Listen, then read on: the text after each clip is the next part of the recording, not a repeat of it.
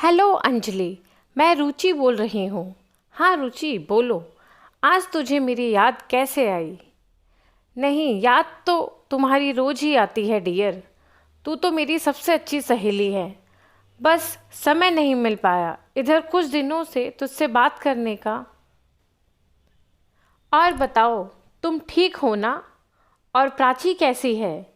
अपनी अपनी ससुराल में खुश तो है ना? अरे काहे की ससुराल, जब शादी ही नहीं हुई तो? शादी नहीं हुई मतलब? तुम घर आओ तब बताती हूँ सब कुछ। अभी फ़ोन रखती हूँ, ठीक है? घर में मेहमान आए हैं अभी। ठीक है, okay, bye. Bye, see you.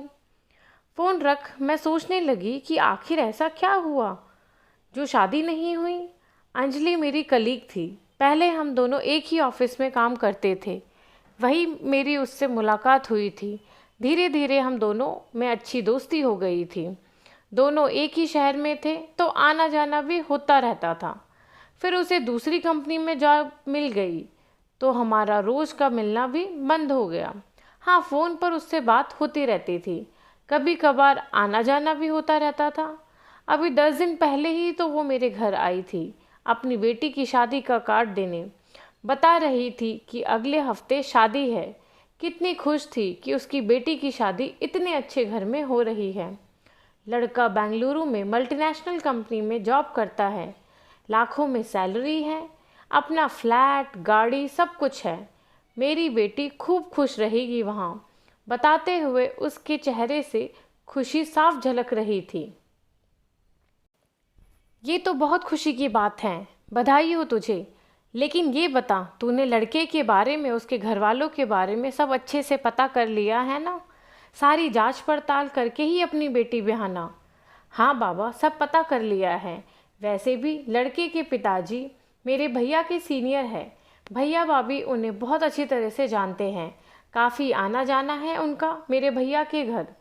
भाई ने ही ये रिश्ता कराया है। सब उनका जाना समझा है। लड़के को तो भैया बचपन से ही जानते हैं। अच्छा, तुम आना ज़रूर। अब मैं चलती हूँ। हाँ हाँ, मैं ज़रूर आऊँगी, कहकर मैंने उसे विदा किया। पर शादी के 2 दिन पहले मेरे ससुर जी की तबीयत अचानक से बहुत ख़राब हो गई थी। उन्हें एडमिट करना पड़ा। तो इसलिए शादी वाले दिन में शाम ही शाम में ही उसके घर गई थी और शगुन और आशीर्वाद देकर जल्दी ही लौट आई थी। क्योंकि मैं पूरी शादी तक रुक नहीं पाई थी, इसलिए मुझे पता ही नहीं था कि आखिर क्या बात हुई जो शादी नहीं हुई।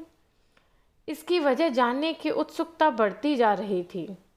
अतः दूसरे दिन रविवार को ही मैं उसके घर पहुंच गई थी। उसके घर पहुंचकर देखा, सारा शादी का सामान फैला हुआ था। बहुत खामोशी थी, जैसे बेटी की विदाई हुई हो। मुझे देख अंजलि लिपट कर रोने लगी तो मुझे भी रुलाई आ गई।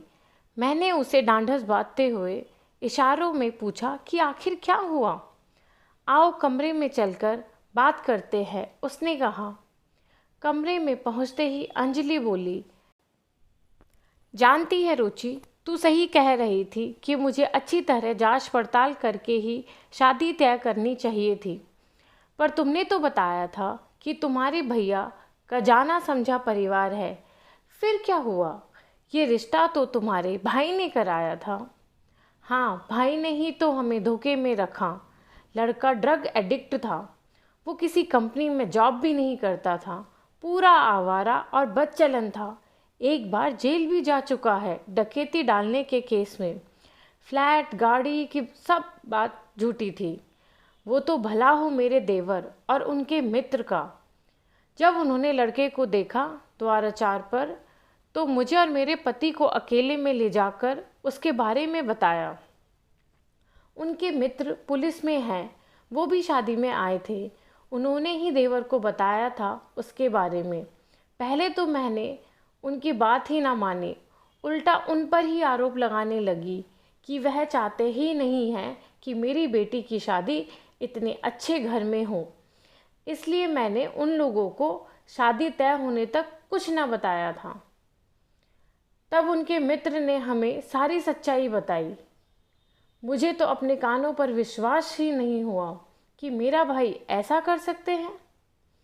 क्या उनको ये सब बातें पता नहीं थी?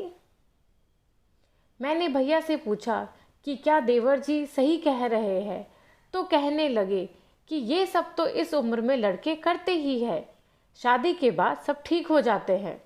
और फ्लैट गाड़ी का क्या है, वो तो जब चाहे खरीद सकते हैं। तब हम लोगों ने उस वक्त शादी न करने का फैसला किया, पर लड़के के परिवार वालों ने काफ़ी हंगामा किया था।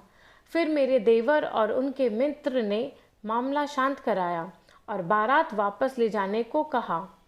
खैर बात बिगड़ न जाए इस डर से वे बारात वापस ले गए। पर तेरे भाई ने सब कुछ जानते हुए भी ऐसा क्यों किया? मैंने पूछा। प्रमोशन के लिए। उनका प्रमोशन उसी सीनियर के हाथ में था और उनके बेटे के लक्षण के चलते कोई अपनी बेटी देने को तैयार न था। इसलिए मेरे भाई ने मुझे धोखे में रख ये रिश्ता तय कराया था कि अगर उनके आवारा बेटे की शादी मेरी बेटी से हो जाएगी तो उनका प्रमोशन तो उनको करना ही होगा। मैं हमेशा से अपने ससुराल वालों को ही गलत समझती थी, पर अब ये एहसास हुआ कि हमेशा ससुराल वाले ही गलत नहीं होते हैं। अगर उस समय मेरे देवर ने सच्चाई ना बताई होती और शादी के समय हुआ बवाल ना सुलझाते तो क्या होता? आज उनकी वजह से मेरी बेटी की ज़िंदगी बर्बाद होने से बच गई।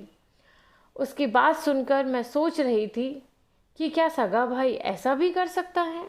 इतना बड़ा धोखा, वो भी अपनी बहन के साथ, कि उसकी बेटी की ज़िंदगी ही बर्बाद हो जाए।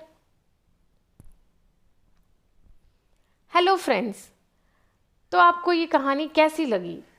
मुझे कमेंट करके ज़रूर बताएं। अगर पसंद आई तो इसे लाइक करें और शेयर करें।